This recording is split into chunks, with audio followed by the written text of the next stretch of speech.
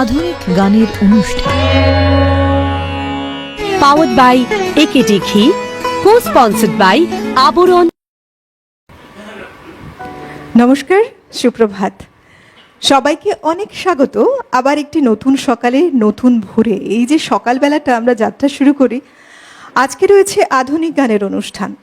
তবে আমরা একটু অন্যভাবে সাজিয়েছি দিনটাকে। দেখুন, নভেম্বর মাসেই একজন বিশিষ্ট প্রখ্যাত, আমাদের গর্বের কারণ যে শিল্পী শ্রদ্ধেয় সলিল চৌধুরী, তার জন্মদিন উপলক্ষে এই যে নভেম্বর মাসটা আমরা খুব সুন্দরভাবে পালন করেছি, তাকে স্মরণ করি, সলিল স্মরণে। তবে আজকের যে দিন, আজকের দিনে মূলত আমরা কখনো বা দুখুমিয়া গানের অনুষ্ঠানে থাকি, আবার কখনো আধুনিক গানের অনুষ্ঠানে থাকি। আজকে আমরা আধুনিক গানের অনুষ্ঠানেই রয়েছি।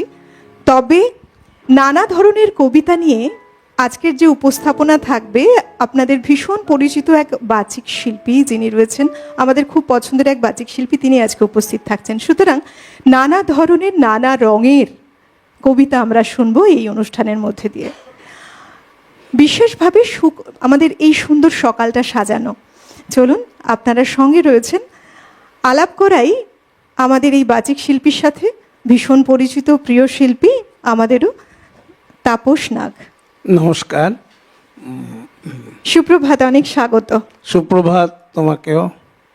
এবং এই দাদার কবিতার একটা বৈশিষ্ট্য রয়েছে, তিনি কিন্তু যা বলেন সপাটে বলেন, এবং কোনো কিছুকে আগলে না রেখে, আঁকড়ে না রেখে, যেটা সত্যি সেটাই খুব সুন্দরভাবে উপস্থাপন করেন। আজকে আমাদের এই বিশেষ অনুষ্ঠানে আমাদের যন্ত্রসঙ্গীত শিল্পীরাও রয়েছেন আমাদের সঙ্গে। রয়েছেন বিক্রমদা অক্টোপ্যাডে, মৃগাঙ্কদা তবলায়, অভিজিৎদা কিবোর্ডে।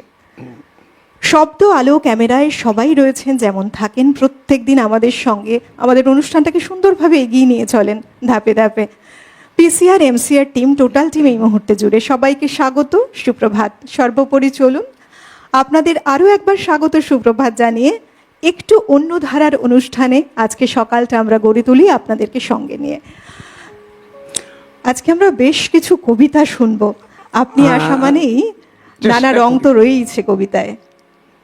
আর প্রথম কথাটাই হলো যে ওই যে অলোকানন্দ একটু আগে বলল যে ঘটনাটা হচ্ছে যে স্পষ্ট কথা বলে, তো স্পষ্ট কথা তো কষ্ট থাকে না, এটা খুবই স্বাভাবিক। তা কিন্তু আমার একটাই অনুরোধ, কোনো কবিতায় যারা পর্দার ওপারে আছেন, যারা সিটিভিনের নিয়মিত দর্শক শ্রোতা, বা যারা রিমোট ঘোরাতে ঘোরাতেও ঢুকে পড়েন, একটা কথা বলতেই হবে, কেউ কিন্তু নিজের গায়ে কিছু মাখবেন না। কারণ সব পেশাতে, জীবনের সব কিছুতে ভালো মন্দ দু ধরনের মানুষই থাকে। কাজেই এইটা কিন্তু ভাববেন, কেউ নিজের গায়ে কিছু মাখবেন না। কাউকে উদ্দেশ্য বা কোনো ব্যক্তিগত আঘাত কিন্তু এখানে বিষয় নয়, ব্যক্তিগত হোক, দলগত হোক, তা নয়, খালি ভালো আর মন্দের একটা তফাৎ। তবে তাপসদা, এটাও কিন্তু খুব সত্যি কথা, প্রত্যেকের একটা আলাদা আলাদা মতামত থাকে, এবং সেই মতামত অনুসারে সত্যি তো সহজ কথাটা সহজভাবে বলাই ভালো নয় কি? সহজ কথাটা সহজভাবে বলা তো ভালো, কিন্তু এটা আবার মানুষের মধ্যে তো ঈশ্বর তো বিভিন্ন ধরনের মানুষ তৈরি করেছেন, কাজে সবাই হয়তো ঠিকমতো বিষয়টাকে নিতে পারে না, এটাও একটা ব্যাপার আছে। সবটা সমান হবে। আর রবীন্দ্রনাথ, আজকে রবীন্দ্রনাথের কথা আবার আমি না বলে পারি না, যদিও রবীন্দ্রনাথের কথা বলবো বলে আজকে বসিনি, কিন্তু ওই রবীন্দ্রনাথ একটাই কথা বলেছেন যে সবার তরে নহে সবাই, সবাই সবার জন্য হবে না, সব কথার জন্য সবাই সেটাকে সমানভাবে নেবে, এটা হতে পারে না। শুরু করি একদম, শুনি। এত ভঙ্গ বঙ্গদেশ তবু ভরা রঙ্গে, চার নীতি দেখাতে পারো, যাব তোমার সঙ্গে। এত ভঙ্গ বঙ্গদেশ তবু ভরা রঙ্গে, চার নীতি দেখাতে পারো, যাব তোমার সঙ্গে। দুর্নীতি আজ মুখ ঢেকেছে সুনীতির ওই মুখোশ পরে, ন্যায় নীতি আজ চলছে দেশে রাজনীতির ওই ধ্বজা ধরে। ইতর বিশেষ কি আর তফাৎ, ন্যায় নীতি আর রাজনীতি। ওই ন্যায় নীতিটাই রাজনীতি হয়, মিশে গেলে দুর্নীতি। এত ভঙ্গ বঙ্গদেশ, তবু ভরা রঙ্গে। চার চামচা দেখাতে পারো, যাব তোমার সঙ্গে। রামায়ণের নারদ চামচা, শিবের নন্দী ভৃঙ্গি, ত্রিভুবনে চামচাদেরই বাজার আজকে তুঙ্গি। ত্রেতা যুগে রামের চামচা বীর হনুমান, আর কলিযুগে নেতার চামচা পাড়ার মস্তান। এত ভঙ্গ বঙ্গদেশ, তবু ভরা রঙ্গে। চার নেশা দেখাতে পারো, যাব তোমার সঙ্গে। সুরের নেশায় মদত যোগায়, পেয়ালা হাতে সাকি। আর রেসের নেশায় পয়সা ওড়ায়, ঘোড়ার পিঠে জকি। রূপসী উর্বশীর নেশা বিশেষ পাড়ার ঘরে। আর নেতারা তো গদির নেশায় মানুষও খুন করে। এত ভঙ্গ বঙ্গদেশ, তবু ভরা রঙ্গে। চার শালা দেখাতে পারো, যাব তোমার সঙ্গে। পশুশালায় পশু থাকে, মানুষ ধর্মশালায়। আর মানুষরূপী পশুরা ভাই থাকে ওপর তলায়। কর্মযজ্ঞ চলছে দেশে, চলেছে পাঠশালা। ভাই ফোঁটাতে গলা কাটে, বউয়ের ভাই শালা। এত ভঙ্গ বঙ্গদেশ, তবু ভরা রঙ্গে। চার সাদা দেখাতে পারো, যাব তোমার সঙ্গে। সূর্য ওঠেন সাতটি রঙে, তবুও সে রং সাদা। আর মাঝে মাঝেই রং বদলান রাজনৈতিক দাদা। ভণ্ড দেখায় গেরুয়া রঙের, আড়ালে কার সাজি। আর সকল রঙের শ্রেষ্ঠ যে রং, সেটাই তো রংবাজি। এত ভঙ্গ বঙ্গদেশ, তবু ভরা রঙ্গে। চার গান শোনাতে পারো, যাব তোমার সঙ্গে। গান শুনবে ফাংশনে যাও, খোলা রেখো চোখ। দেখবে হিন্দি গানে পড়ছে সিটি, বাংলা গানে নাচছে লোক। মেশিন গানেও গান শোনাবে, ফটাস ফটাস গুলি। আর মিছিল জুড়ে দিচ্ছে স্লোগান, গরম গরম বুলি। अरे भैया कौन स्लोगन है सबसे अच्छा, इसका पहले जवाब दो। दादू ठाकुमाओ फोकला गाले बोलছে, हम दो हमारा दो। তাপসদা, বহুবার আপনার কবিতা শুনেছি, সত্যি আজকের কবিতা একেবারে অন্যরকম একটা ভালো লাগা তৈরি হলো। মানে সত্যি তাই, বিভিন্ন সময়ে বিভিন্ন কবিরা কত ভাবেই লিখেছেন। এই যে আধুনিক কবি যারা মনের কথা, সমাজের কথা, চতুর্দিকের কথা কত সুন্দর করে বলে নিপাটে, যেখানে কোনো ভাষার কারুকার্য নেই এবং যেখানে কোনো বলে না রং চড়ানো ব্যাপার কিন্তু একেবারেই নেই, কিন্তু কতটা সত্যি কথা উঠে আসে বিভিন্ন ক্ষেত্রে।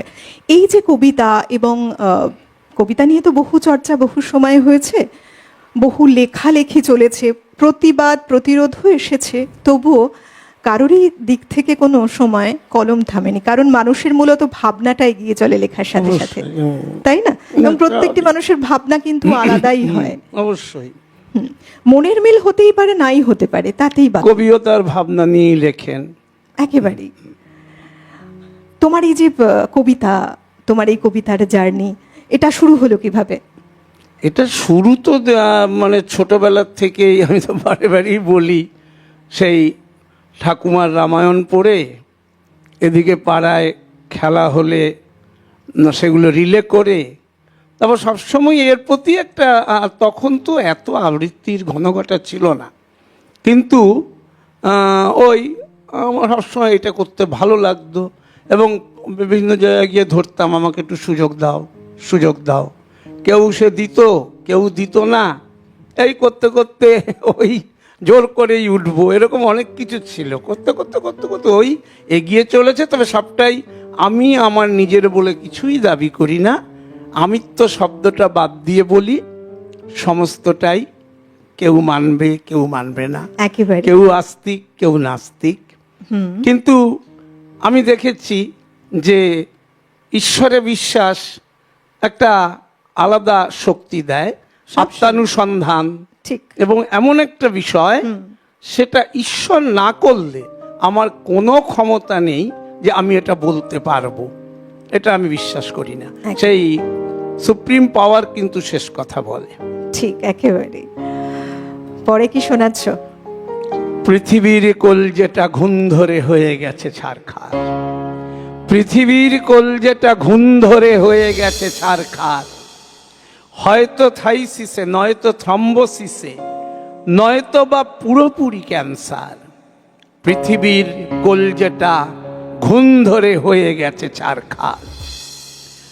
মাঠে ঘাটে ময়দানে যৌবন কেনা যায় শুনেছি, আর এই দেহটার জ্বালা ধরা হাহাকার বুঝেছি। বুঝেছি অনেক কিছু লালসার পিছু পিছু, কোটি কোটি কালো টাকা ব্যবসার। হুইস্কি বিয়ার খেয়ে মাতালে মনটার কাছে, তিন তালে এক তালে নয়তো বা চৌতালে, সব আজ এক হয়ে গেছে।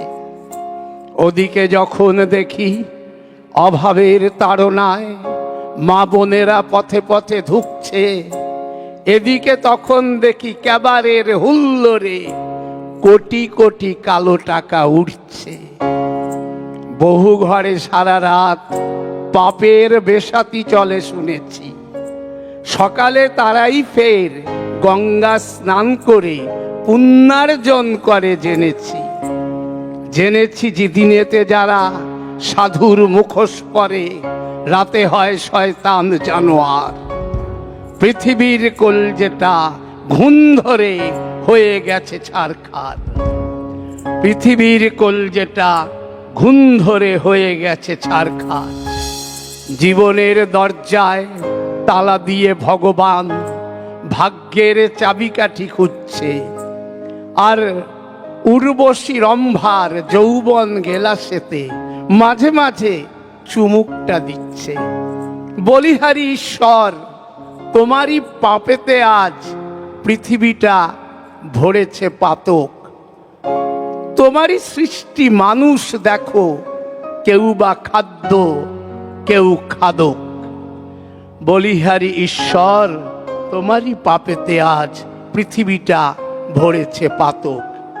কচি কচি ছেলে মেয়ে মাঝে মাঝে চুরি যায় শুনেছি, এটাই ফলাও করে শিশু কল্যাণ নামে পাপের ব্যবসা চলে জেনেছি। চলেছে শহরে গ্রামে, চলেছে শহরে গ্রামে সমাজ সেবার নামে মেয়ে চোরা চালানের কারবার। চোখে রেখে দূরবীন দেখেছি যে রাত দিন ডান্ডাই আজকের ঝান্ডা। ওরাই মানুষ মেরে লাশটা নিলাম করে, ওরা আজ বনে গেছে গুন্ডা।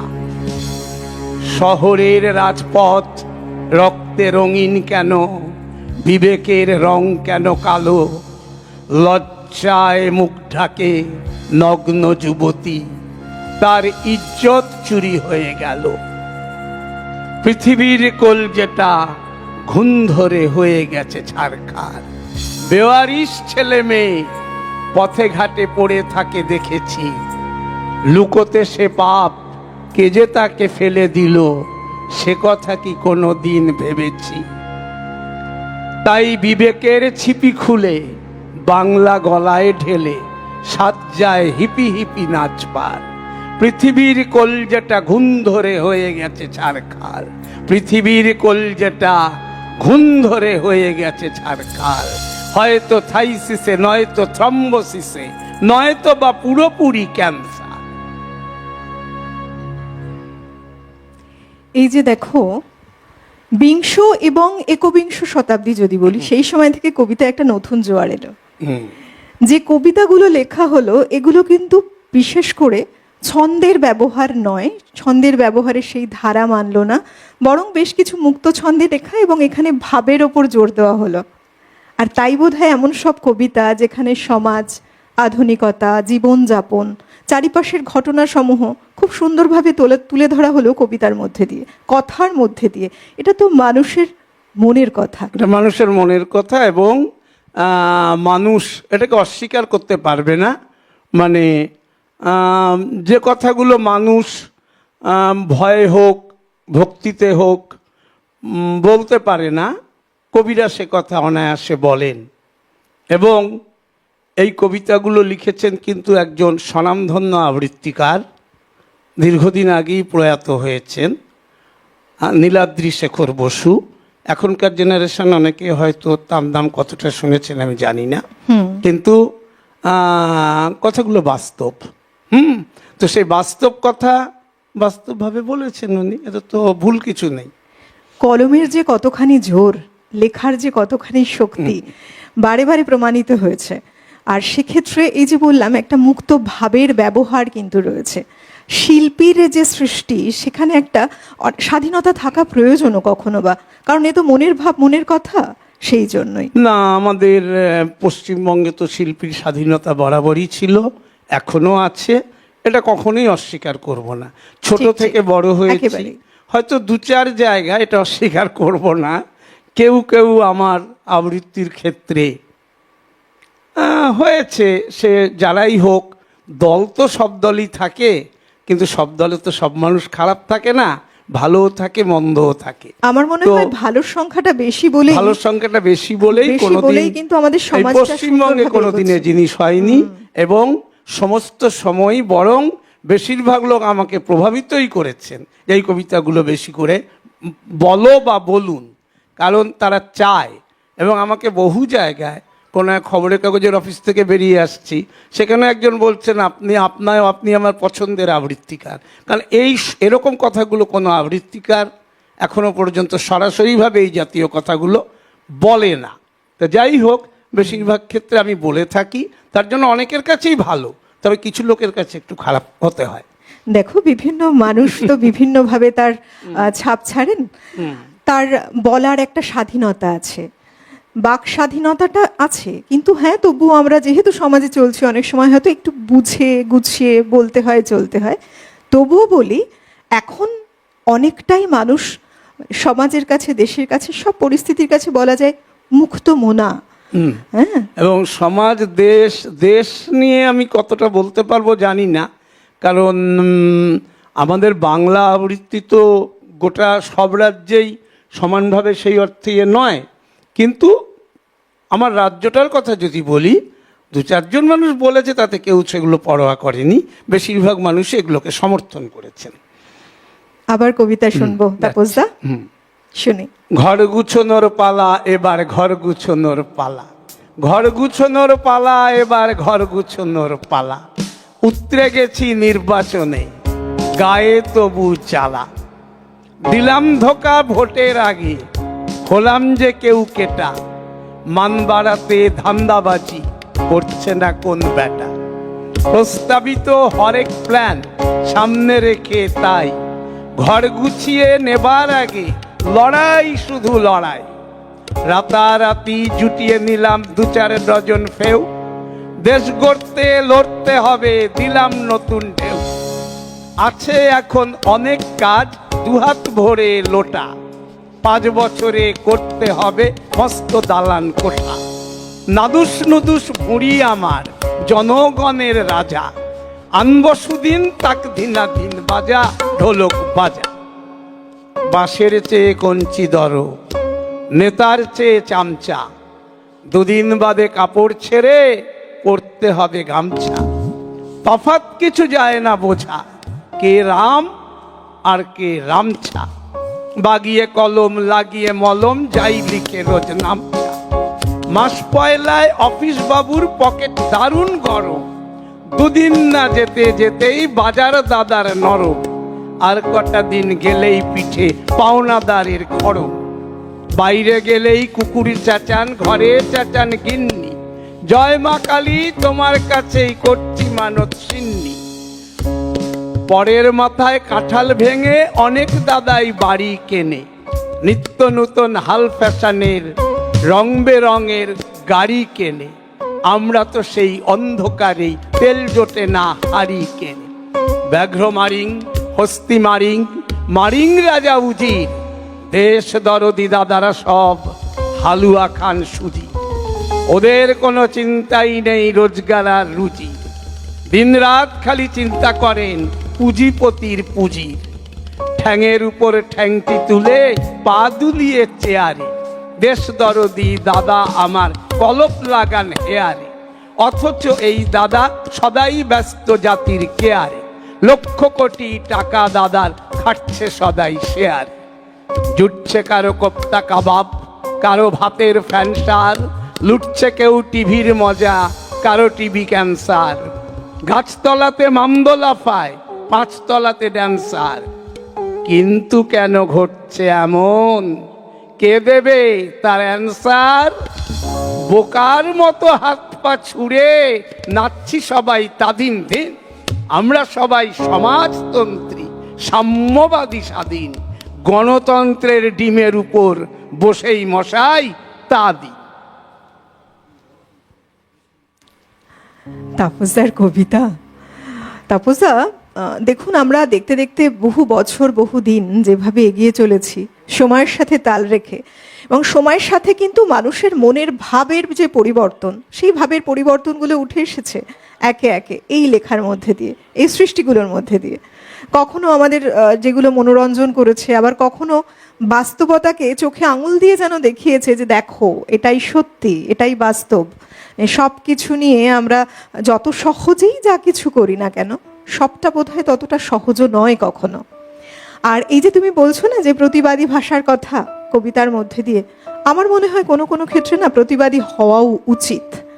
প্রতিবাদী না হলে, এই যে দেখো তুমি যখন রবীন্দ্রনাথ ঠাকুরের কথা বললে, আমার বিশেষ করে মনে হলো তিনিও তো এমন একজন কবি ছিলেন, কবি কাজী নজরুল ইসলাম এমন একজন কবি ছিলেন যিনি বিভিন্ন সমাজের চিত্রকেও তুলে ধরেছেন, প্রকৃতির সৌন্দর্যকেও তুলে ধরেছেন, মানুষের মানব দরদি হয়ে তাদের মনের ভাষাকেও কিন্তু তুলে ধরেছেন সবসময়। ঠিক সেই কারণে আমি আরেকটু ছোট্ট 5-7 লাইনের একটা কবিতা বলি, এটাও ভোট কেন্দ্রিক। এবং আমি তো আগেই বলেছি কারো গায়ে মাখার দরকার নেই, সবাই তো এক নন, সব দলের সব নেতা সব কর্মী সবাই এক নন। ভোটের আগে আসুন বসুন যেন কতই আপন, ভোট ফুরলেই ভোল বদলান ফুর্তিতে দিন যাপন। ভোটের আগেও রাস্তাঘাটে যায় দাদাদের পাওয়া, ভোট ফুরলে দেশ জুড়লে সবাই হাওয়া হাওয়া। ভোটের আগে অষ্টপ্রহর কেঁদে কেটে চোখের কোণে হবেই ঘা, ভোট ফুরলেই অন্ন বুলি ভোটাররা সব চুলোয় যা। জিতলে বলেন গণতন্ত্র জয় জনগণ জিন্দাবাদ, হারলে চাচান রিগিং রিগিং যায় না কারোই নিন্দাবাদ। নুন খেয়েছি গুণ গেয়েছি খুন দিয়েছি দরকারে, বাপ বদলেও ছাপ দিয়েছি উল্টাতে সব সরকারে। এখন দেখি বানিয়ে গাধা, এখন দেখি বানিয়ে গাধা, দাদা কেটেই পড়েন হুট করে। এই ছোট্ট কথার মধ্যে দিয়ে বলছি যে ভোট সর্বস্ব রাজনীতির এটা একটা খারাপ দিক, কিন্তু সবাই যদি খারাপ হতেন তাহলে রাজ্যও চলতো না, দেশও চলতো না।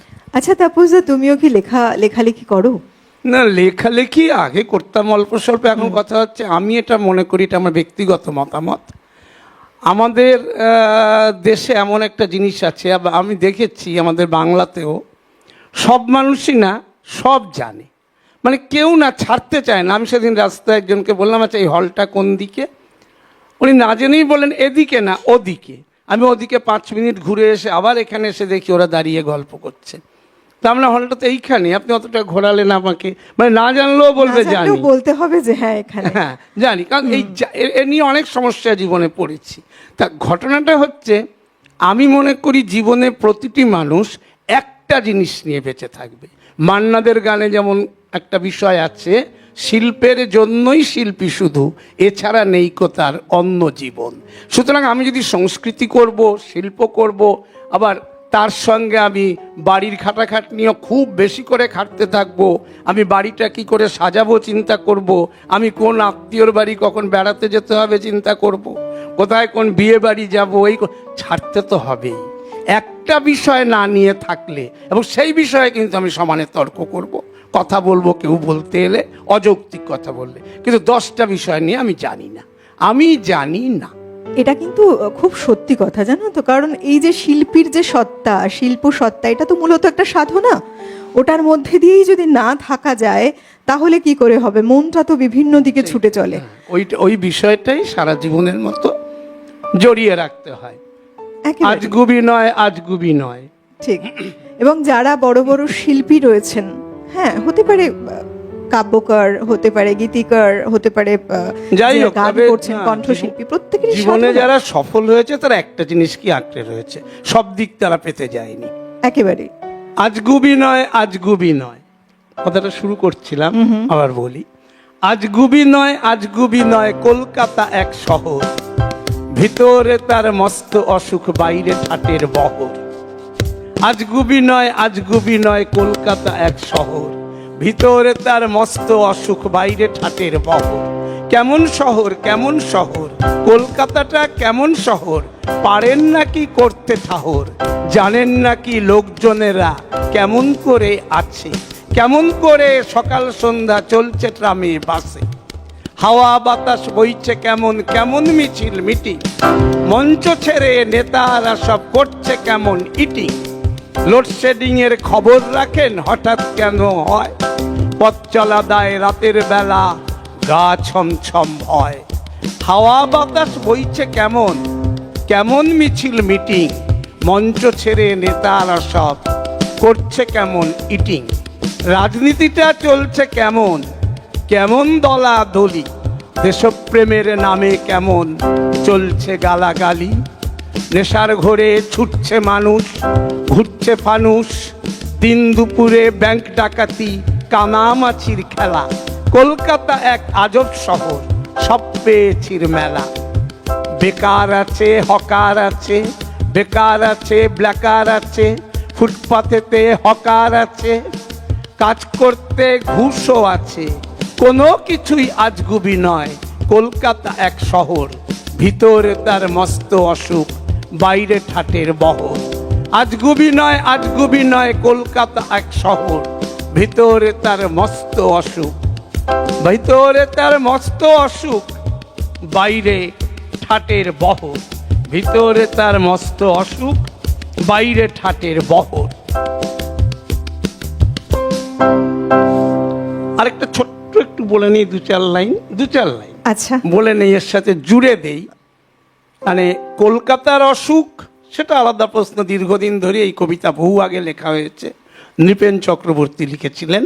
তা আমি সেই জায়গায় যাচ্ছি না। তাপসদা, একটা কথা, একটু ব্রেক নিই, ব্রেকের পরে হোক, এগোই আবার আমরা। ঠিক আছে, সময় বলছি একটু থামতে হবে, একটা বিরতি নিয়ে আবার ফিরে আসছি। এমনই আমরা কবিতায় থাকবো, কথায় থাকবো, আপনারা তো জুড়ে রয়েইছেন, ঠিক এইভাবে জুড়ে থাকুন।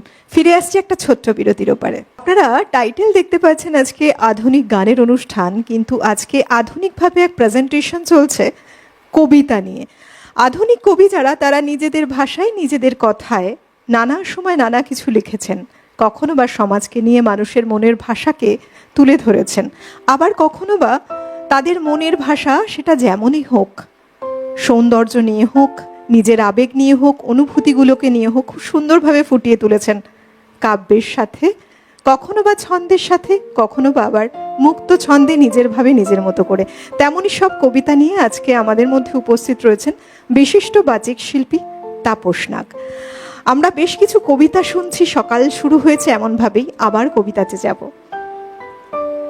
এবার একটু প্রথমে পড়াশোনার দিকে যাই। লেখাপড়া আজকাল কি হয়, মা বাবারা না আর পড়ানোর সময় পান না, কারণ সকলকেই চাকরি করতে হয়। এখন যা দিনকাল পড়েছে, একজন চাকরি করলে বোধহয় অনেকেরই বিভিন্ন ক্ষেত্রে সংসার চালানো দুষ্কর হয়ে খুব পড়ে। বাস্তব। সত্যি। যার ফলে দুজনকেই যখন দেখতে হয়, ছেলে মেয়ের পড়াশোনায় মন দেওয়া যায় না, তবুও বাবাদের ইচ্ছে করে রাত্রিবেলা এসে একটু ছেলেটাকে নিয়ে বসি, বসতে গিয়ে একটু ঘুমটুমও এসে যায়। তো যাই হোক, একটু মজাও আছে, আবার একটু বাস্তবতার প্রতিচ্ছবিও আছে। অঙ্কের স্যার বাড়ির জন্য অঙ্ক দিলেন 10টি, পার্সেন্টেজ গোটা কয়েক ও প্রফিট অ্যান্ড লসটি হুড় মুড়িয়ে দিলাম টুকে। না করলে উপায়, সারাটা ক্লাস দাঁড়িয়ে রাখেন এক পা দুপায়। অঙ্কের নাম করলে কেউ জ্বর উঠে যায় 6। হোম টাস্ক তো বাবাই করেন, আমার কি আর ভয়। ঘটল সেদিন করুণ ব্যাপার, সবে ক্লাস শুরু। স্যার বললেন, দেখা খাতা। বুকটা দুরু দুরু, অঙ্কগুলো দেখার পরে শূন্য বসায় খাতায়। আমার দিকে তাকিয়ে বলেন, ভর্তি গোবর মাথায়, অঙ্কে যে তুই এত কাঁচা, জানেন কি তোর বাবা? স্যারের কথা শুনে আমি একেবারে হাবা। বাবাকে তুই আনবি ডেকে, অবশ্যই স্কুলে। ছেলের দশা দেখুক এসে, ছেলের খাতা খুলে। আমি বললাম, লাভ নেই স্যার, লজ্জা পাবেন তাতে। অঙ্কগুলো বাবা নিজেই করিয়েছে কাল রাতে। বেশ মজার কবিতা কিন্তু। হ্যাঁ, মানে আমাদের মজা আছে, হ্যাঁ, কবিতার নির্ভেজাল ধারাটা মজা। একেবারে বদলে গেল দেখো। এবং এই জন্যই যে বলি না, এই যে আধুনিক কবি যারা রয়েছেন, আধুনিকতা যে কবিতায় নিয়ে এসেছেন, কথার ছন্দে, কথার ধরন অনুযায়ী। যদি বলি বিশেষ করে মাইকেল মধুসূদন দত্তের কথা, যেমন তিনি রয়েছেন, জীবনানন্দ দাশ কিংবা শামসুর রহমান, ওনাদের হাত ধরে মূল স্রোতে কিন্তু ধীরে ধীরে কবিতা প্রবেশ করেছে আধুনিকতায়। এবং এই যে আধুনিক কবি, আধুনিক কবিতা নিয়ে এত কথা, তার কারণ বোধহয় এটাই, খুব সুন্দর করে মনের ভাবকে ব্যক্ত করার এক মাধ্যম। সেটা যেমন হোক, কখনো প্রতিবাদী কণ্ঠ, আবার কখনো বা খুব সুন্দরভাবে একটা ছোট্ট ছাত্রের মনের কথা, মনের ভাষা, মনের ভাব, কিংবা তার সঙ্গে যখনই বাস্তবতার একটু মেলবন্ধন, তখন হঠাৎ করে মুখটা তার বদলে যাওয়া। না, আবার এই যে এখন একটা কথা কানে আসে যে পরিযায়ী শ্রমিকরা বাংলার বাইরে বাঙালি বলে মার খাচ্ছে, বা বাংলাকে একটা নানা জায়গায় অপমান করা হচ্ছে। এটা তো ঠিকই, স্বাধীনোত্তর আমলে বাঙালির অবদান কিন্তু অনেক বেশি ছিল, এটা অস্বীকার করা যাবে না। স্বাধীন, হ্যাঁ, ভীষণভাবে সেইখানে বাঙালির প্রতি যেন সবসময় একটা বিদ্বেষ। এটা কিন্তু আমি কোনো সরকারিভাবে বলছি না, বর্তমান সরকার বলছে কি সেটা বিষয় নয়, এটা চিরকালই। মানে বাংলা কিন্তু একটা বঞ্চনার শিকার। তবে এটাও ঠিক, তার জন্য আমরা বাঙালিরাও অনেকটা দায়ী। কারণ কি জানেন, একটা উদাহরণ দিয়ে একটু গল্পের ছলেই বলি। আগেকার দিনে যখন কোনো বাঙালি রাস্তা দিয়ে হাঁটতো না, সাহেব যখন তার দিকে একটু বেশ ভালো করে তাকাতো, বাঙালিরা বাড়ি এসে খুব গর্ব করে, এক শ্রেণীর বাঙালি গর্ব করে বলতো, জানিস সাহেব আজকে আমার দিকে তাকিয়েছে। কোথাও যেন একটু তোষামোদের ভাষা মনের মধ্যে লুকিয়ে আছে।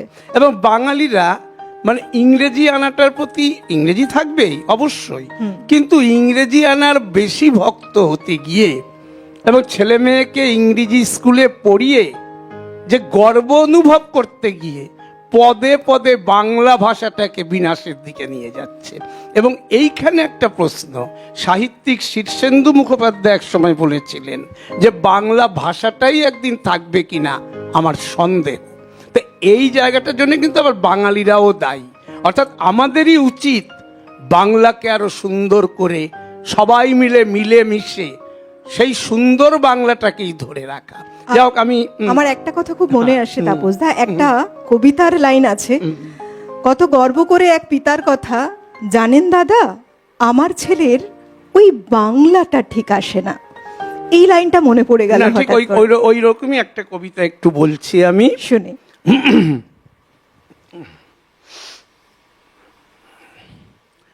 অ্যানুয়ালের রেজাল্ট হাতে, নিশ্চয়ই তুমিও জানো, অ্যানুয়ালের রেজাল্ট হাতে বাড়ি ফিরল ছেলে।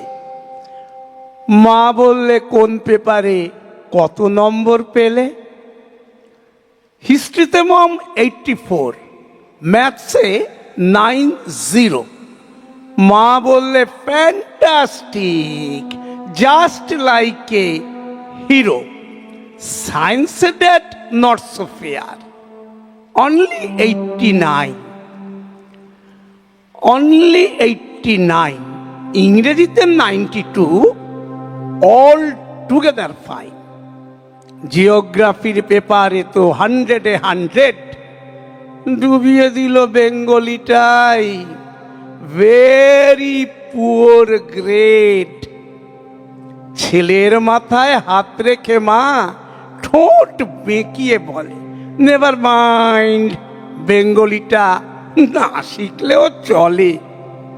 বাবা বলল, বেশ বলেছ বঙ্গমাতার কন্যে, বাংলা টাংলা আমার মতো অশিক্ষিতের জন্যে। রবীন্দ্রনাথ, বিদ্যাসাগর নেহাত ছিলেন বোকা, না হলে কেউ শখ করে হয় বাংলা বইয়ের পোকা। মা বলল, চুপ করো তো, ওর ফলটা কিসে? স্কুলে কেন বেঙ্গলিটা পড়ায় না ইংলিশে? তো বেঙ্গলিটাও ইংলিশেই পড়াতে হবে আর কি। দেখো, আমার মনে হয় যে আমাদের মাতৃভাষা হচ্ছে বাংলা, এর জন্য কিন্তু গর্ববোধ করা উচিত। এই বাংলার যে সব বাঙালিরা, যে বহু বাঙালি রয়েছেন এমন, বিভিন্ন জায়গায় গিয়ে না ইতিহাস তৈরি করেছেন, বড় বড় সায়েন্টিস্ট হয়েছেন, অর্থনীতিবিদ হয়েছেন, থেকে শুরু করে তুমি কোন ক্ষেত্রে দেখতে চাও, তুমি সঙ্গীত জগৎ অর্থাৎ এন্টারটেনমেন্ট ফিল্ড বলো, এবং নতুন নতুন ইনভেনশন যে ক্ষেত্রে আমরা বলি বলো, বড় বড় ইঞ্জিনিয়ার, বড় বড় ডক্টর, তারা কোথায়? তারা তো সব বাঙালি, বেশিরভাগ, অনেকেই রয়েছে বাঙালি যারা আমাদের মুখ উজ্জ্বল করেছেন গর্বে বাঙালি হিসেবে। আর এই যে এত ইংলিশ পড়া, ইংলিশ মিডিয়াম, ইংলিশের বাড়াবাড়ি, ইংলিশ পড়তেই হবে, জানতেই হবে, হ্যাঁ অবশ্য প্রয়োজন আছে।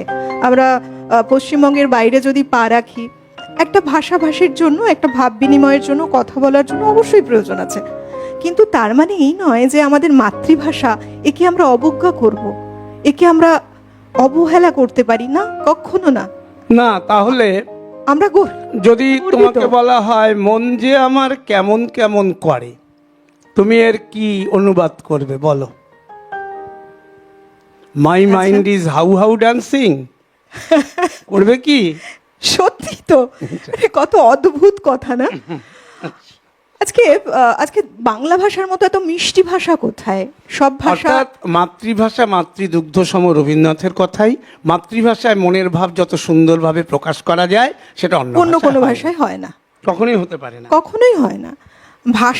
ভাষাকে সম্মান রাখবো নিশ্চয়ই সব ভাষায়, প্রত্যেকের যে ক্ষেত্রে যার যেটা যার মাতৃভাষা, সবাই তো সম্মান রাখছেন। অর্থাৎ আমরা ঠিক পথেই চলছি, আমরা বাংলা ভাষাকেই সম্মান করব, এই মন গড়ে তুলি।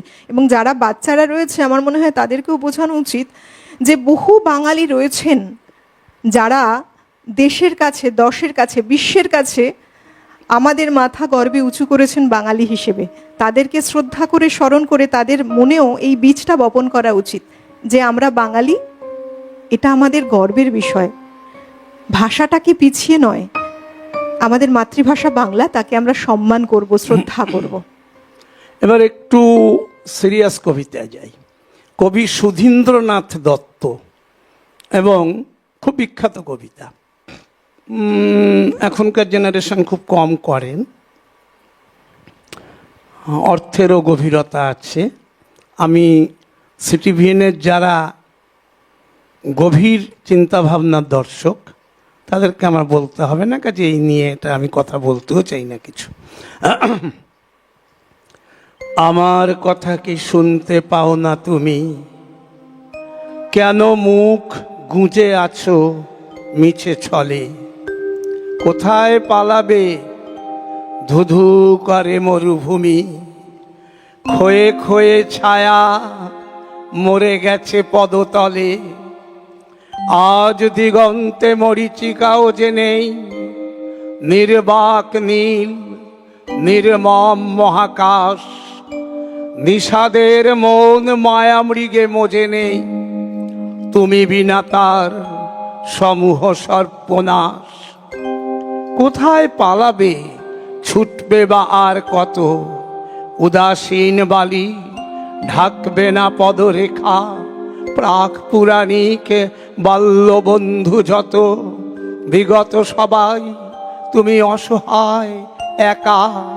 ফাটা ডিমে আর তা দিয়ে কি ফল পাবে, মনস্তাপেও লাগবে না ও যে জোড়া। অখিল ক্ষুধায় শেষে কি নিজেকে খাবে, কেবল শূন্যে চলবে না আগাগোড়া। তার চেয়ে আজ আমার যুকতি মানো, শিকতা সাগরে সাধের তরুণী হও। মরুদ্বীপের খবর তুমি জানো, তুমি তো কখনো বিপদ প্রাজ্ঞ নও। নব সংসার পাতিকে আবার চলো, যে কোনো নিভৃত কণ্টকাবৃত বনে, মিলবে সেখানে অন্তত নোনা জল। খসবে খেজুর মাটির আকর্ষণে, কল্পলতার বেড়ার আড়ালে সেথা গড়ে তুলব না লোহার চিড়িয়াখানা। ডেকে আনবো না হাজার হাজার ক্রেতা, ছাঁটতে তোমার অনাবশ্যক ডানা। ভূমিতে ছড়ালে অকারী পালকগুলি, শ্রমণ শোভন বিজন বানাবো তাতে। উধাও তারার উড্ডীন পদধূলি, পুঙ্খে পুঙ্খে খুঁজব না অমরাতে। তোমার নিবিদে বাজাবো না ঝুমঝুম, নির্বোধ লোভে ভাবনা যাবে না মিশে। সে পাড়া জুড়োনো বুলবুলি নও তুমি, বর্গির ধান খায় যে 29। আমি জানি এই ধ্বংসের দায় ভাগে আমরা দুজনে সমান অংশীদার। অপরে পাওনা আদায় করেছে আগে, আমাদের পরে দেনা শোধবার ভার। তাই অসহ্য লাগে ও আত্মরতি, অন্ধ হলে কি প্রলয় বন্ধ থাকে। আমাকে এড়িয়ে বাড়াও নিজেরই ক্ষতি, ভ্রান্তি বিলাস সাজে না দুর্বিপাকে। অতএব এসো আমরা সন্ধি করে প্রত্যুপকারে বিরোধী স্বার্থ সাধি। তুমি বন্ধু আমাকে নিয়ে চলো লোকোত্তরে, তোমাকে বন্ধু আমি লোকায়তে বাঁধি। বাহ, তোমার কবিতায় বিভিন্ন রকম আবৃত্তিতে বিভিন্ন রকম ধারা কিন্তু পেয়েছি, মানে একই সাথে পরপর প্রত্যেকটা ইমোশনের বদল যেমন হচ্ছে, ঠিক সেভাবেই যেন কণ্ঠ, সেভাবেই প্রেজেন্টেশন, এগুলোর এই যে পরিবর্তন। আচ্ছা তাপসদা, কত বছর ধরে তুমি এই চর্চাটা একইভাবে নানা রকম আঙ্গিকে করে চলেছো? খুব জানতে ইচ্ছে করছে। না, আমি সব রকমই করার চেষ্টা করেছি। আর আমি না ওই বিভিন্ন ধারার কবিতা, প্রথাগত একেবারে যারা নামি দামি কবি তাদের লেখাই তুলতে হবে তা নয়। আমি ওই ফুটপাতে দাঁড়িয়ে সেখানেও কবিতা খুঁজেছি, আমি প্ল্যাটফর্মে দাঁড়িয়েও দেয়াল ম্যাগাজিনে কবিতা খুঁজেছি। অনেক অনামী কবির কবিতাও আছে, কিন্তু এবার যার কবিতা বলবো খুব নামী প্রতিষ্ঠিত উনি নন, কিন্তু নাম পরিচিতি তার নেই তাও নয়। একটি কবিতা এত দুর্ধর্ষ লিখেছেন, আমি এখন করব। এই যে কৃষক, কৃষক আমাদের তাদেরকে মাথায় করে রাখা উচিত, আমরা রাখিনি একেবারে। আর কৃষকদের প্রতি অত্যাচার, এই যেমন একটা ঘটনা দেখা যাচ্ছে, এই যে পেঁয়াজ চাষে এবার এমন একটা ঘটনা ঘটলো। পেঁয়াজ মানে মার্কেট, ওই যারা চাষের জায়গা থেকে 1 টাকা কিলো বিক্রি হচ্ছে কিনা সন্দেহ। এই জায়গায় দাঁড়িয়ে যে পেঁয়াজ চাষ মার খাচ্ছে, বা যারা পেঁয়াজগুলোকে কিনছে, অর্থাৎ রাজনীতিটা ভালো করে বুঝতে হবে, রাজনীতি করতে হবে না, কিন্তু গোটা পৃথিবীর জ্ঞান একেবারে সঙ্গে রাখতে হবে। আবৃত্তি করতে গেলে যেটা সবার আগে দরকার, প্রবল জেনারেল নলেজ, প্রতিটা বিষয়ে পুঙ্খানুপুঙ্খ নিউজ, ব্যাপারটাকে একবারে গুলে খাওয়া থাকতে হবে, না হলে কিন্তু সেটা আসবে না। এইবার সেই কৃষককে আমরা প্রকৃত সম্মান দেইনি। এক কৃষক আইন তুলে নিয়েছিল। কবিতাটি লিখেছেন তমাল সাহা বলে একজন কবি। আমি তার এই কবিতাটি খুব আমার কাছে ভালো লেগেছিল, আমি কবিতাটি করি। কারণ কৃষক বাধ্য হয়ে নিজের হাতে আইন তুলে নিয়েছিল। নিজের হাতে আইন তোলাকে আমরা সমর্থন করি না এবং আমরা কখনোই সংসদীয় গণতন্ত্রের বাইরে কোনো কথা বলতে চাই না। কিন্তু এক্ষেত্রে ঘটনাটা ঘটেছিল, অনেক ক্ষেত্রে ঘটে থাকে, মানুষ নিজের হাতে আইন তুলে নেয়। কারণ এই গণতন্ত্রকে আরও শক্তিশালী প্রতিষ্ঠিত করার প্রয়োজন প্রত্যেকটি রাজনৈতিক দলের আছে আমাদের দেশের। প্রত্যেকটি সুচিন্তিত মতামত, প্রত্যেকটি শুভবুদ্ধি সম্পন্ন মানুষকে এগিয়ে আসতে হবে, প্রত্যেকটি শিক্ষিত মানুষকে এগিয়ে আসতে হবে। না হলে কিন্তু ভারতবর্ষে গণতন্ত্রের মান কী ধরনের হবে ভবিষ্যতে আমরা বলতে পারি না এখনই। মাসি বলেছে আমার নাম গুণধর মুর্মু, আমার বাবার নাম হলধর মুর্মু। মাসি বলেছে আমার নাম গুণধর মুর্মু, আমার বাবার নাম হলধর মুর্মু, জেলা বাঁকুড়া, সাকিন বড়পুত জোত, ডাকঘর বড়পুত জোত। আমার বাবা পাঠশালার মাস্টার ছিলেন। পঞ্চানন টুডুর বড় মেয়ে ফুলমণির সাথে তার সোহাগ করে বিয়ে হয়েছিল। বড়পুত জোতের মালিক ক্ষেত্র বর্মন আমায় বলেছে আমি শয়তানের বাচ্চা। মাসির কোলে মুখ রেখে মানুষ হয়েছি আমি। মাসি বলেছে আমি গুণধর মুর্মু। তারা বলেছে মাসি আমার শরীর বেঁচেছে শহুরে সাকরেতদের কাছে সেবারের মন্বন্তরে। আমি গুণধর মুর্মু, আমার মা ফুলমণি। আমি দ্বারকেশ্বর নদীর ধারে দাঁড়িয়ে পোয়াতির মতো পেট উঁচানো আকাশে ফুটফুটে তারাদের খেলা দেখেছি। সূর্যের কাছে জামা পাল্টানোর সাহবত নিয়েছি। মস্তানি চাকুর মতো কখন কিভাবে তার চোখ ধারালো হয়ে যায়। লোহার বাউরি খয়রার দল লাঙলের ইতিহাসের ঐতিহ্য বজায় রাখতে গিয়ে সোনার ফসলের দুধেলো শরীর তুলে দিয়েছে ক্ষেত্র বর্মনের খাবারে। বড়পুত জোতের বড়পুত কেমনভাবে হয়ে যায় ইটের ভাটার মালিক, তেজারতের কারবারি, চোলাইয়ের চালানদার, মাছের ভেরির কর্তাবাবু আর পঞ্চায়েতের প্রধান। দ্বারকেশ্বর নদীর পারে দাঁড়িয়ে 12 মেশিয়া শাল জঙ্গলের ডালের নিচে ফাঁসিতে লটকানো চাঁদকে আমি দেখেছি। রক্ত গ্লানো ভারতবর্ষের মুখ। সত্যি বলছি আমি ধর্মাবতার। সেবারের গাজনের মেলায় আমি লক্ষ্মীবাইয়ের কোমর ধরে নেচেছিলাম। সেবারের মেলায় মানুষের সুখ দেখে আমার বুকে ঢাকের বাদ্যি বেজেছিল। আমি নির্দোষ, আমি গুণধর মুর্মু। আমার বাবা পাঠশালায় বুঝিয়েছিলেন পৃথিবী ঘোরে না, পৃথিবী স্থির। ইন্সপেক্টর বললেন ভুল বোঝাচ্ছেন মাস্টার মশাই। আমার বাবা বললেন মিড ডে মিলে শিশুদের পেট ভরালে আর শিক্ষা ব্যবস্থা নিয়ে মুহুর্মুহু পরিবর্তন করলেই পৃথিবী ঘোরানো যায় না স্যার। মাথার উপর বনবন বনবন করে সূর্য ঘোরে। আরো আরো টাকা মাইনে বাড়িয়ে দিন, দেখবেন পৃথিবী ঘুরে যাবে। আমি সেই বাবার ছেলে, আমি গুণধর মুর্মু। আমি দিনে চাষ করি, রাতে সুরিখানায় যাই। আমার মানুষ খাপানো স্বভাব। আমার বলদগুলো বর্মনের সবজির বাগান সাবার করেছে। সবজি খাওয়া বলদের স্বভাব, কেননা মুখ বদলানো গরিবের সহজাত ধর্ম। বর্মনের দোসরেরা আমায় গাছে বেঁধে বেদম পিটিয়েছে। গাছের ফাঁকে দেখেছি বর্মন নষ্ট করেছে আমার মাসির সমস্ত শরীর। সূর্যের কাছে আমি চোখ রাঙানোর সহবত নিয়েছি। আমি গুণধর মুর্মু, হলধর মুর্মুর ছেলে। আমি বর্মনের মাথা নামিয়েছি টানির এক কোপে। আমার মেজাজে খুশবু উঠছে ধর্মাবতার। আমি ফাঁসিতে যাচ্ছি, আমি ফাঁসিতে যাচ্ছি। আমি দেখতে পাচ্ছি আমার চারদিকে মানুষ, মানুষের পারাবারের মধ্যে আমি, জনরলের মধ্যে আমার দুঃখ সুখ হয়ে মিশে যাচ্ছে। আমি গুণধর মুর্মু বলছি। বাধা ডিঙানো মানুষের স্বভাব আমি বাধা ডিঙিয়েছি।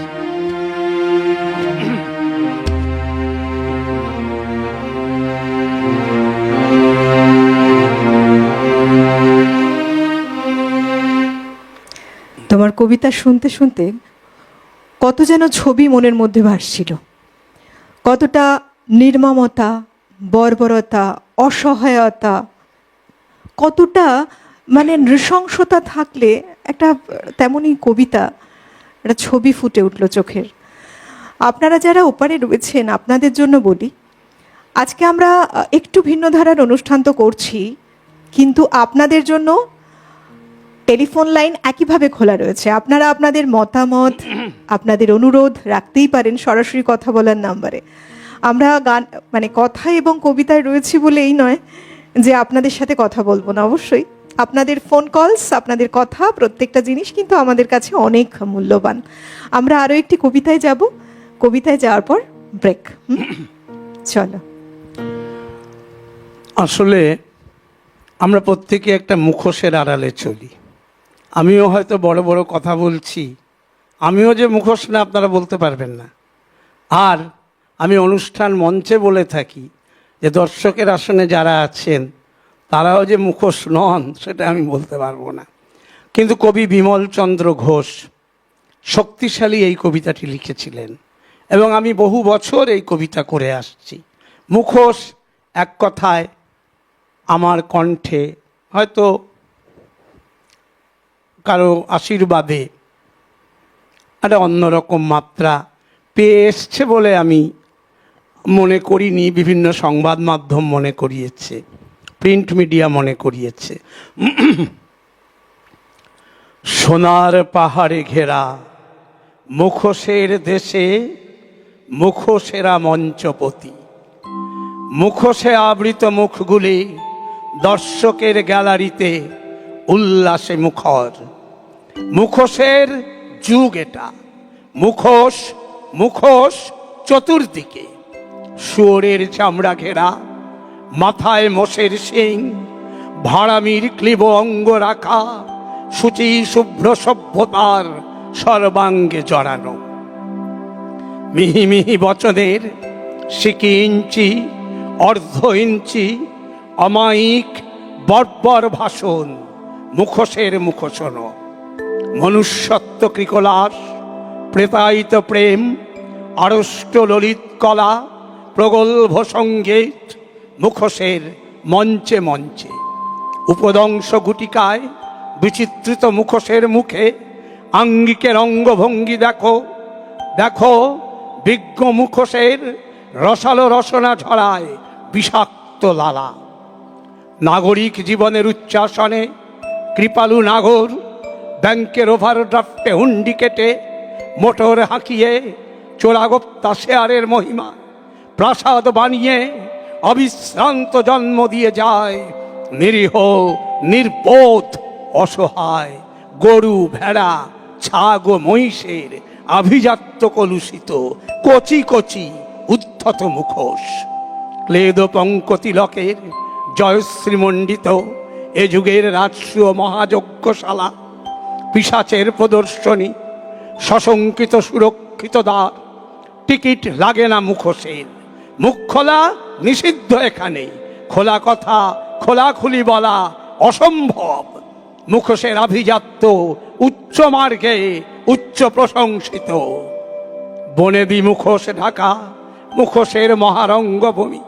এ সমাজ এ সংসার পিতার মুখোশে অনিচ্ছুক জন্মদাতা, পিতৃস্নেহে বিবশ বিহ্বল মাতার মুখোশে।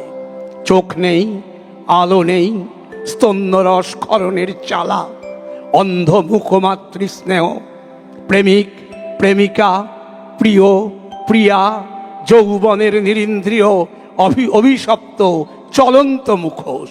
মুখোশ মুখোশ চতুর্দিকে। তোমার মুখোশ দেখে এসে ওঠে আমার মুখোশ, সৌজন্যে সম্ভ্রমে গদ গদ। মুখোশের সুবিনীত মুখভঙ্গি দেখে খোলাখুলি মনোবিনিময় অবাঞ্ছিত অবাস্তব মুখোশের দেশে। মুখোশেরা জাদুকর, মুখ নেই তবু কথা বলে, হাত নেই সম্পদ বিশাল জাদু মন্ত্রে ধরে রাখে। বিনা পায়ে হেঁটে যায়, পায়ে যদি বাধা মুক্ত পথ, জঠরে জটিল মনোরথ, অহরাত্র জেলে রাখে রাবণের চিতা। দুরন্ত ক্ষুধায় লুপ্ত বিশাল জগৎ কখন যে গিলে খাবে বলা অসম্ভব, অতিকায় মুখোশের হায়। মুখোশ মুখোশ চতুর্দিকে চেয়ে দেখো, মুখোশেরা নাচে বিনা পায়ে, আত্মঘাতী বিভৎস তাণ্ডব। বিনা হাতে তালি দেয়, গলা নেই দোলে মুন্ডমালা, অনাঙ্গিক হস্তপদ তাথই তাথই নাচ নাচে। মুখোশের রঙ্গালয়ে যারা আজও পায়নি টিকিট, অনাহুত উপেক্ষিত অনিমন্ত্রিত অনন্ত অর্বুদ হস্তপদ, নিরন্ন নির্জীব পাকস্থলী, খালি মুখে খোলাখুলি কথা বলে যারা, সোনার পাহাড় যারা গড়েছিল নোনা ঘামে রক্তে অশ্রু জলে, এ সমাজ এ সভ্যতা এ নগরী পথ নিষিদ্ধ যাদের কাছে। খোলা মুখ খোলা বুক খোলা মন ভৈরব উল্লাসে তারা আসে, দলে দলে আসে, কেঁপে ওঠে রঙ্গশালা, ভেঙে পড়ে নিষিদ্ধ তরুণ, শুয়োরের চামড়া ঢাকা খসে পড়ে সভ্যতার ক্লীব অঙ্গ রাখা। পরাক্রান্ত মিছিলের দুরন্ত দুর্জয় পদাঘাতে রাজপথে গড়ায় মুখোশ।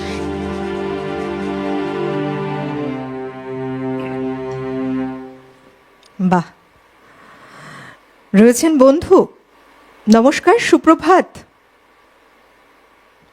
হ্যালো হ্যালো, নিয়ে নিচ্ছি একটা ছোট্ট বিরতি। আপনারা কোথাও যাবেন না, সঙ্গে থাকুন। বিরতির ওপারে আবার ফিরছি অনেক কবিতা নিয়ে এর অনুষ্ঠানে, এবং একজন বন্ধু রয়েছেন ওপারে। নমস্কার, সুপ্রভাত। নমস্কার দিদি। কে বলছেন? আমি দমদম থেকে মৌসুমী দাশগুপ্ত বলছি। বলুন। তাপস দাস, হ্যাঁ তাপস দাস সাথে একটুখানি কথা বলি। হ্যাঁ নিশ্চয়ই। এত সুন্দর অনুষ্ঠান, খুব ভালো লাগছে। ভীষণই ভালো লাগছে। আমি ওনার সাথে একটু যোগাযোগ আছে। হ্যাঁ নমস্কার তাপস দা। হ্যাঁ নমস্কার, বলুন। ভীষণ ভালো লাগছে। আমি তো আপনার মানে কি বলবো, খুবই ফ্যান আর কি। এই যে আপনার বলার কায়দা বা আপনার যে বক্তব্য, আপনার যে আবৃত্তি আছে, মানে খুব ভীষণ ভালো লাগছে। আমি যদি ফোনটা করার জন্য মানে সময় নষ্ট হয় মনে হয়, মানে আরো শুনতে পারলে ভালো হয়। আমরা এই বিষয়টা নিয়ে এক্ষুনি কথা বলছিলাম যে অনেক সময় এটা হয় যে এই ফোনের ডায়াল করব, একটু সময় নষ্ট হয়ে গেল, তার থেকে চুপ করে শুনি। হ্যাঁ হ্যাঁ হ্যাঁ, ঠিক ঠিক ঠিক, এটাই ভীষণ ভালো লাগছে দিদি। ঠিক আছে, আপনি ভালো থাকবেন। অনেক ধন্যবাদ। ধন্যবাদ, সঙ্গে থাকুন। হ্যাঁ ধন্যবাদ আপনাকে। আমরা যে কথাটা বলছিলাম, দেখো এক্ষুনি আলোচনা করছিলাম যে সত্যি তাই, অনেকে রয়েছেন না, তারা নিস্তব্ধ হয়ে নীরব হয়ে চুপচাপ শোনেন প্রত্যেকটি কথাকে। কারণ কবিতা কিন্তু শুধু ওপর ওপর একটা শুনে নিলাম সেটার ব্যাপার নয়, এক একটা লাইনের মধ্যে অনেক গূঢ় অর্থ থাকে তার। আর যারা এই অর্থটাকে বুঝতে চান তারা মন দিয়ে শুনতে থাকেন নীরব শ্রোতা হয়ে।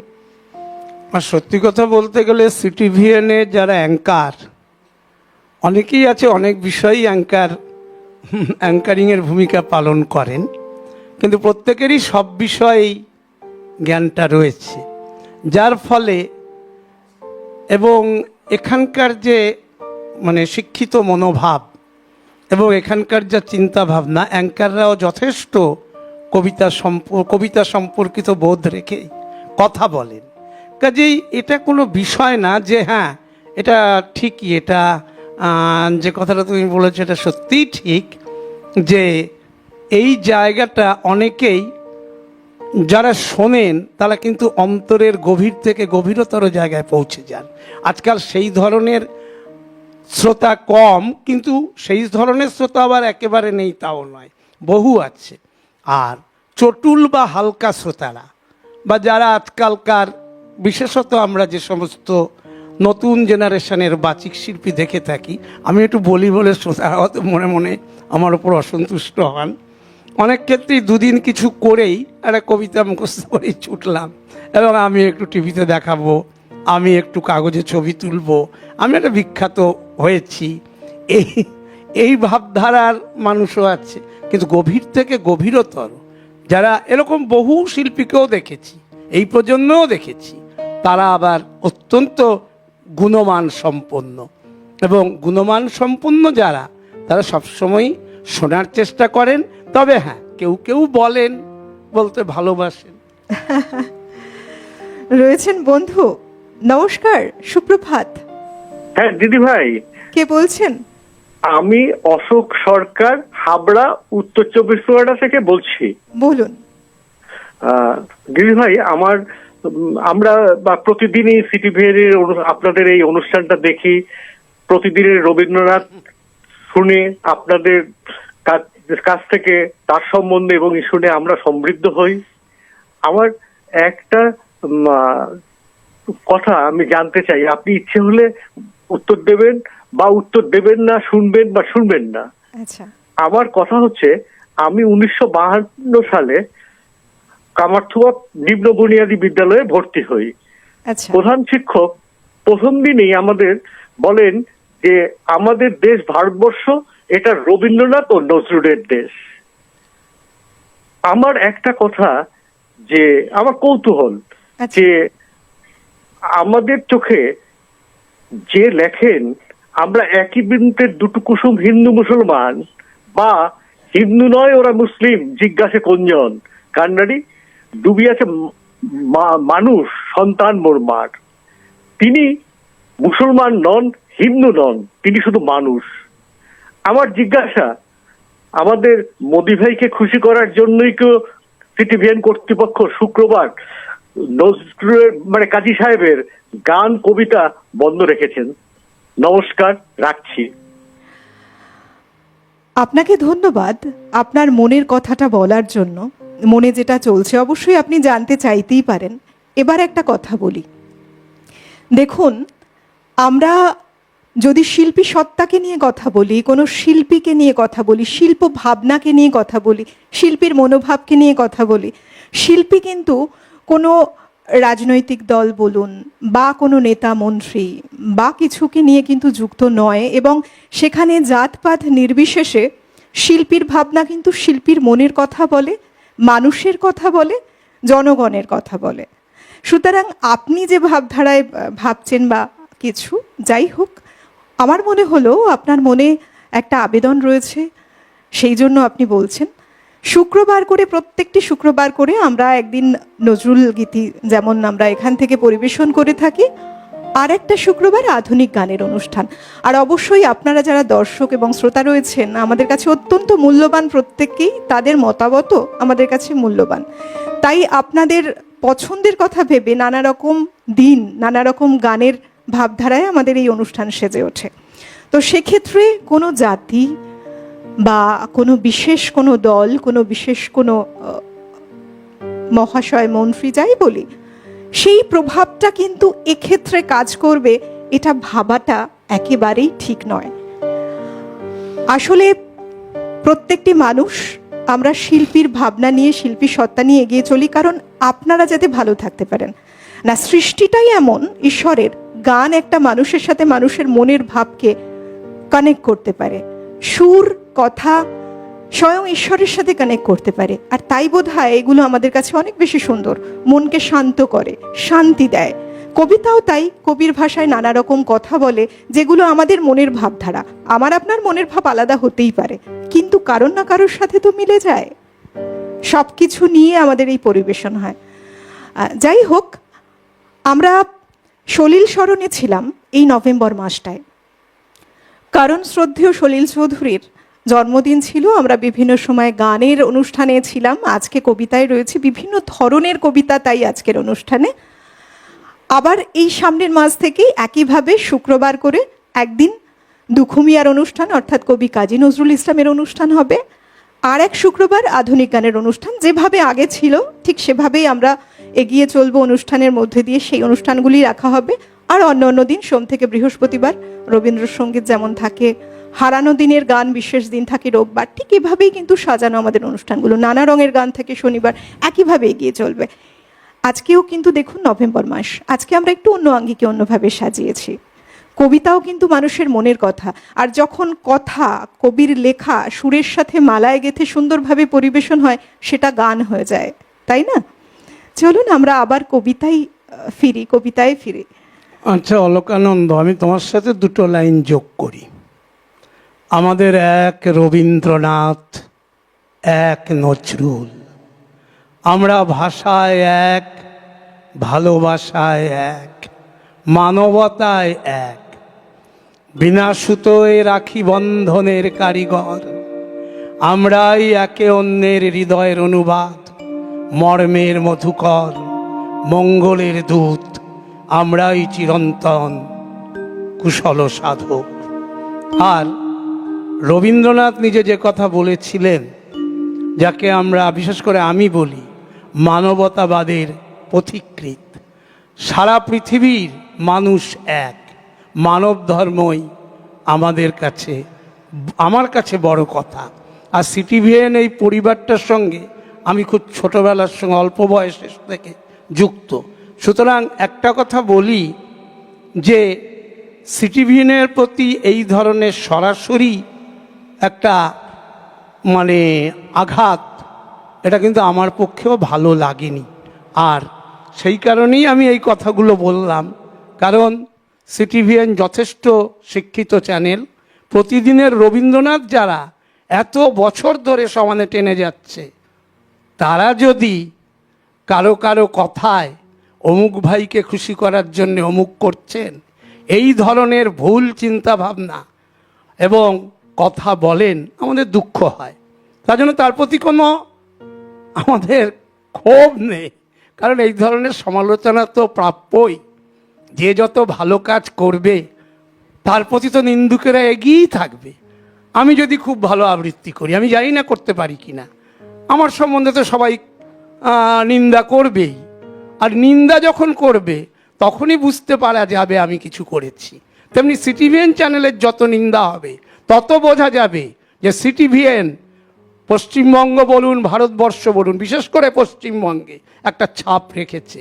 এটা অস্বীকার করার কোনো জায়গা নেই। প্রতিদিনের রবীন্দ্রনাথ আর দুখুমিয়া নজরুলকে নিয়ে এইভাবে সিটিভিএন যেভাবে করে চলেছে, এবং এই অন্তত হয়তো কোনো শিল্পী একটু ভালো গেয়েছেন, কেউ খারাপ গেয়েছেন, কিন্তু বিষয়গত দক্ষতায় সিটিভিএনকে পিছিয়ে দেখার যারা চেষ্টা করছেন, যারা দলগত আখ্যা দেওয়ার চেষ্টা করেন, আমি কিন্তু সেটাকে খুব ভালোভাবে নিতে পারি না। পক্ষপাতিত্বমূলক মানসিকতা যত বর্জন করা যায় ততই ভালো। অনেক ধন্যবাদ তাপসদা। সত্যি বলতে শিল্পী ভাবনা, শিল্পী মননে কোথায় এই দল, কোথায় জাতপাত, কোথায় কি আসে, তাই না?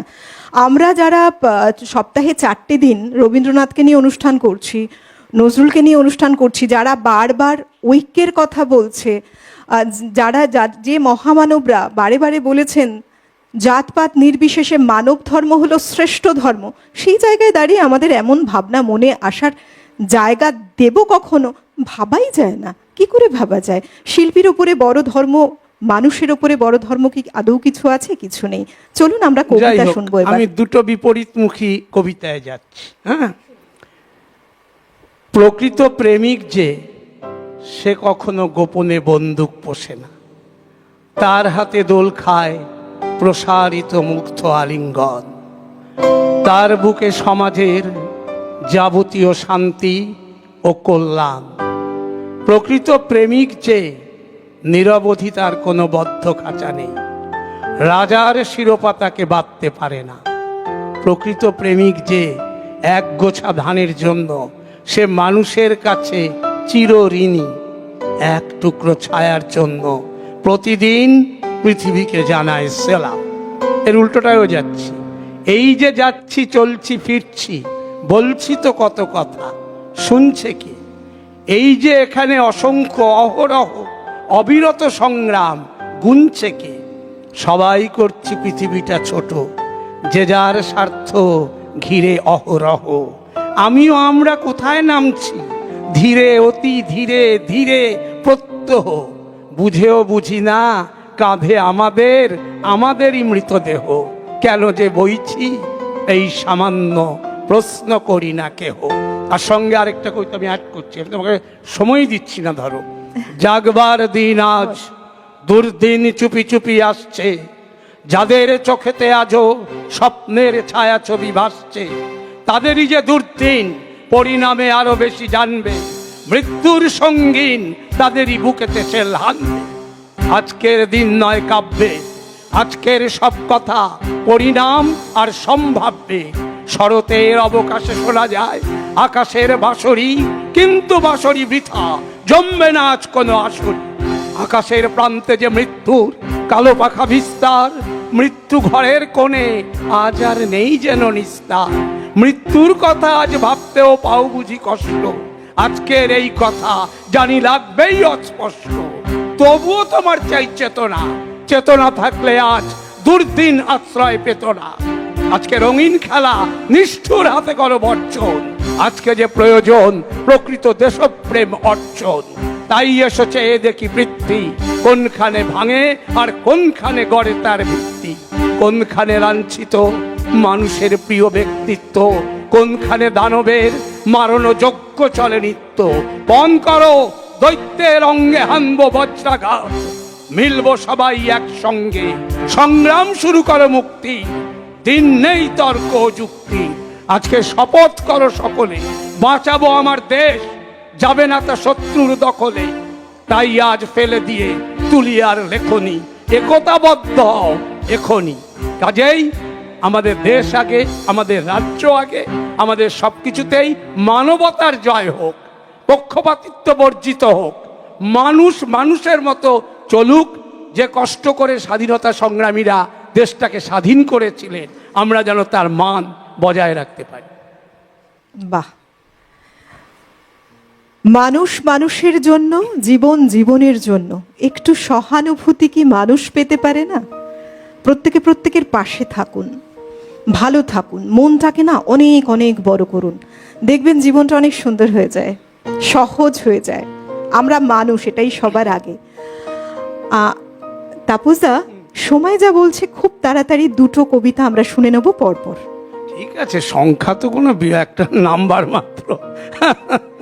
যাক, আমি রবীন্দ্রনাথকে নিয়ে লেখা একটি কবিতা পড়ি, বলি, আবৃত্তি করি। কারণ আমি হাঁ হয়ে গেছি কিছু কিছু ব্যাপারে। তো যাই হোক, আজকে আবৃত্তি করতে বসে অনেক কি বিষয় তোমার মনে চলছে একটু শোনা। এত সুন্দর একটা ফোন পেয়েছি আমার, এবং সেখানে মানে দেখুন, একটা সিটিভিএন চ্যানেল দীর্ঘদিন ধরে যে কাজটা করছে, এবং সত্যি তো তারা যে সম্মান সহকারে জিনিসগুলোকে এগিয়ে নিয়ে যায়, দলমত ধর্ম নির্বিশেষে, এ অদ্ভুত কথা। এগুলো একটু খারাপ লাগে। তবে তাপসদা, আমি কি বলি, বিভিন্ন মানুষ তো রয়েছেন ওপারে, তো বিভিন্ন মানুষের বিভিন্ন রকম মতামত। আমার তো মনে হয় যিনি আমাদের প্রশ্নটা করলেন তার মনে ঘোরার থেকে প্রশ্নটা করেছেন, উত্তরটাও পেয়ে গেছেন, এটাই খুব ভালো হলো। আরো তার কাছে স্পষ্ট, আর এই ভাবনাটা পোষণ করবেন না তারা, বা আরো যদি কারণ মনে এই ভাবনাটা তিনি অনুষ্ঠানটার মানটাকে আরো বাড়িয়ে দিবেন, এটাই হচ্ছে। আচ্ছা, এবার শুনি রবীন্দ্রনাথের প্রতি শুনি। এখনো আমার মনে তোমার উজ্জ্বল উপস্থিতি, প্রত্যেক নিভৃত ক্ষণে মত্ততা ছড়ায় যথারীতি। এখনো তোমার গানে সহসা উদ্বেল হয়ে উঠি, নির্ভয়ে উপেক্ষা করি জঠরের নিশ্চিন্ত ভ্রুকুটি। তবুও নিশ্চিত উপবাস আমার মনের প্রান্তে নিয়ত ছড়ায় দীর্ঘশ্বাস। আমি এক দুর্ভিক্ষের কবি, প্রত্যহ দুঃস্বপ্ন দেখি, মৃত্যুর সুস্পষ্ট প্রতিচ্ছবি। আমার বসন্ত কাটে খাদ্যের সারিতে প্রতীক্ষায়, আমার বিনিদ্র রাতে অসংখ্য সাইরেন বেজে যায়। আমার রোমাঞ্চ লাগে অযথা নিষ্ঠুর রক্তপাতে, আমার বিস্ময় জাগে নিষ্ঠুর শৃঙ্খল দুই হাতে। তাই আজ আমারও বিশ্বাস, শান্তির ললিত বাণী শোনাইবে ব্যর্থ পরিহাস। তাই আমি চেয়ে দেখি প্রতিজ্ঞা প্রস্তুত ঘরে ঘরে, দানবের সাথে আজ সংগ্রামের তরে।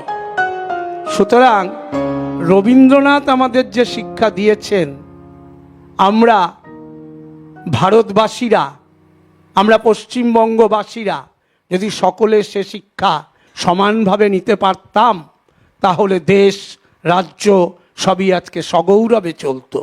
কারণ রবীন্দ্রনাথ তো মানবতাবাদের পক্ষে ছিলেন। একেবারে একেবারে খুব সত্যি কথা। এবং আমরা এই আদর্শগুলোতেই যদি এগিয়ে চলে, জীবনটা সুন্দর হয়, সঠিক পথ আমরা পাই জীবনের।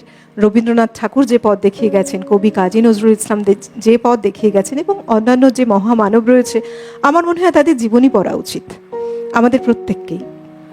নমস্কার, সুপ্রভাত। কে রয়েছেন? থেকে রীতা মন্ডল বলছি। বলুন। হ্যাঁ, আমি এই যে তাপসদা যে আবৃত্তি করতে, আমি আবৃত্তি ভীষণ ভালোবাসি, ভীষণ। করতে পারি না তাই তবু মাঝে মাঝে চেষ্টা করি। কিন্তু আমার দুই ছেলেই কিন্তু বাংলা মিডিয়ামে পড়েছে, কিন্তু আমার ছেলে বড় ছেলে রেলে চাকরি করে, জানেন। ওরা আমার বাড়ির সামনে ইংলিশ মিডিয়াম, আমি কিন্তু ইংলিশ মিডিয়াম স্কুলে যাইনি, জানেন না। যাবো এই বাঙালি নিয়ে যে কথাটা বললাম, ভীষণ ভীষণ ভালো লাগলো শুনতে। সত্যি কথা, আমরা বাঙালিরা ভীষণ বোকা। আমরা যে কেন পরভাষার দিকে দৌড়াই, আমি সেটাই ভেবে পাই না। না না, ঠিক আছে, অনেক ধন্যবাদ। সঙ্গে থাকুন, আমরা একেবারে অনুষ্ঠানের শেষে এসে পৌঁছেছি। আমরা অনুষ্ঠানের আজকে শেষ কবিতায় যাব, আপনিও সঙ্গে থাকুন, ভালো থাকুন। অনেক ধন্যবাদ জানাবো তাপসদা তোমাকে। যাই হোক, আমি ভেবেছিলাম রবীন্দ্র নজরুল কিছুই আজকে করব না, কিন্তু একটা ফোন থেকে ঘুরে গেছে অনেক কিছু। নিশ্চয়ই, অনেক সেখানে হচ্ছে, কারণ পৃথিবীতে অনেক সামান্য ঘটনা থেকেও বিশাল কিছু ঘটে যায়। তো যাই হোক, আমি এবার আমার খুব হাসিও লাগছে ফোনটা পেয়ে, তো বারে বারে ওটা তুলছি, কারণ এটা আমার, যাই না, আমি এই ধরনের কথাবার্তা আসে আমি ভাবতে পারিনি। যাই হোক, কবিতায় যাব। আচ্ছা। তবে অনেক ধন্যবাদ তোমাকে, অনেক শুভেচ্ছা রয়েছে যন্ত্রসঙ্গীতে যারা, প্রত্যেককে ধন্যবাদ জানাবো। PCR MCR total technical team, light sound camera যারা জুড়ে রয়েছেন, যাদের দৌলতে একটা টিম ওয়ার্কের মাধ্যমে এই অনুষ্ঠান আপনারা ঘরে বসে উপভোগ করতে পারছেন। প্রত্যেককে ধন্যবাদ। আপনাদের অনেক ধন্যবাদ জানাই এভাবেই বেশি পাশে থাকার জন্য। প্রত্যেকটা সকাল আমাদের গড়ে ওঠে আপনাদের ভালোবাসা দিয়ে। আজকে তাপসদা বেশ ভালো কিছু কবিতা শুনিয়েছ, একের পর এক। আমরা একেবারে অনুষ্ঠানের শেষ কবিতায় চলে যাচ্ছি। কোন কবিতা শোনাচ্ছি? সেটা হচ্ছে, আমরা তো মৌলবাদকে বড় করে দেখি না, ফ্যাসিজমকে বড় করে দেখি না। আমরা মানবতাবাদে বিশ্বাসী, আমরা হিন্দু মুসলমান মিলনে বিশ্বাসী। এবং আমরা এই কথাটা বোঝানোর জন্যই আমি আরও নজরুলের একটি কবিতা এই মুহূর্তে বলছি। গাহি সাম্যের গান, যেখানে আসিয়া এক হয়ে গেছে সব বাধা ব্যবধান, যেখানে মিশেছে হিন্দু বৌদ্ধ মুসলিম খ্রিস্টান, গাহি সাম্যের গান। কে তুমি? ইহুদি, পার্সি, জৈন, সাঁওতাল, ভিল, গারো, কনফুসিয়াস, চারবাক চালা, বলে যাও, বলো আরো। বন্ধু, যা খুশি হও, পেটে পিঠে কাঁধে মগজে যা খুশি পুঁথিও কেতাব পাও। কোরআন পুরাণ, বেদ বেদান্ত, বাইবেল ত্রিপিটক, জন্দাবেস্তা গ্রন্থ সাহেব, পড়ে যাও যত শখ। কিন্তু কেন এ পণ্ড শ্রম? মগজে হানিছ শুল, দোকানে কেন এ দর কষাকষি? পথে ফুটে তাজা ফুল, তোমাতে রয়েছে সকল কেতাব, সকল কালের জ্ঞান, সকল শাস্ত্র খুঁজে পাবে সখা। খুঁজে দেখো নিজ প্রাণ, কেন খুঁজে ফেরো দেবতা ঠাকুর মৃত পুঁথি ও কঙ্কালে? হাসিছেন তিনি অমৃত হিয়ার নিভৃত অন্তরালে। বন্ধু, বলিনি ঝোট, এইখানে এসে লুটাইয়া পড়ে সকল রাজ মুকুট। এর হৃদয় সে নীলাচল কাশী, মথুরা বৃন্দাবন, বুদ্ধ গয়ায় জেরুজালেম এ মদিনা কাবা ভবন। মসজিদ এই, মন্দির এই, গির্জা এই হৃদয়, এইখানে বসে ঈশা মুসা পেল সত্যের পরিচয়। এই কন্দরে আরব দুলাল শুনিতেন আহ্বান, এইখানে বসি গাহিলেন তিনি কোরআনের সামগান। এই হৃদয়ের ধ্যান গুহা মাঝে বসিয়া সাক্ষ্য মুনি, তেজিল রাজ্য মানবের মহা বেদনার গান শুনি। মিথ্যা শুনিনি ভাই, এই হৃদয়ের চেয়ে বড় কোনো মন্দির কাবা নাই। নমস্কার, সবাইকে আন্তরিক প্রীতি ও শুভেচ্ছা।